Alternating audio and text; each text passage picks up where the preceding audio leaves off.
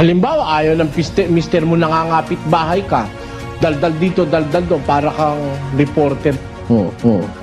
Talaga meron ng babaeng gano'n, walang tigil ang bibig. Kaya sabi, mag-aral tumahimik na may buong pagkapasakop. Paano pagpapasakop? Pasasakop ka sa iyong asawa. Kaya ako sa iglesyang nasa Biblia, bawal ang under eh. Bisaya. Bawal mang under. Yung under Bisayang lalaki, walang kaligtasan yun. Impyerno pupuntahan mo.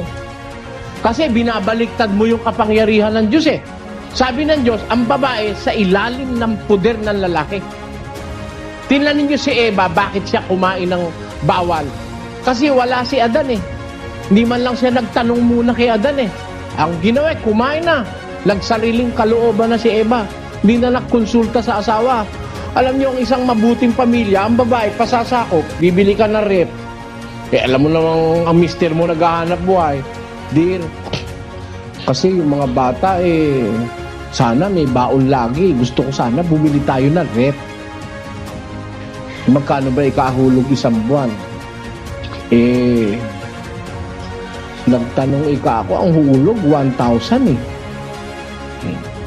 Pagtango ng mister mo, sige, pagtityagaan na nating maghulog.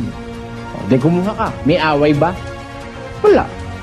Eh siya umukay. Eh siya presidente. Pag okay na presidente, okay na sa vice president.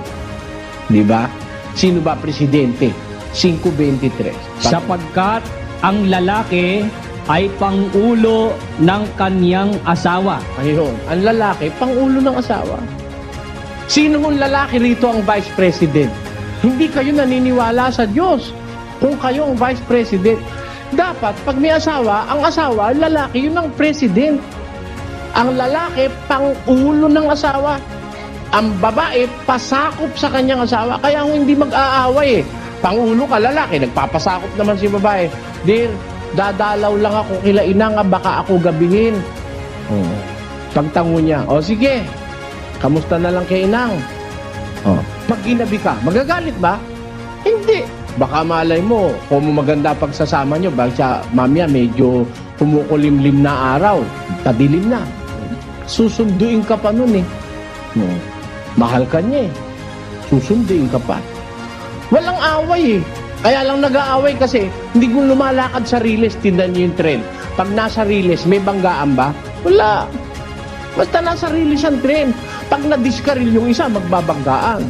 Pag nawala sa riles, may rilis po ang babae, may rilis din ang lalaki. Parehong makakalakad kayo, smooth na hindi madidisgrasya kahit na sino. Eh ngayon, bakit may disgrasya? Na-disgrasya yung mga anak, napabayaan, naging drug addict. Napabayaan yung mga anak, naging sugarol, naging standby, naging palaboy na lansangan. Bakit? May hindi lumalakad sa rilis yung mag-asawa eh. Ha? Pag lalo na may mag-asawa ngayon, anak lang ng anak.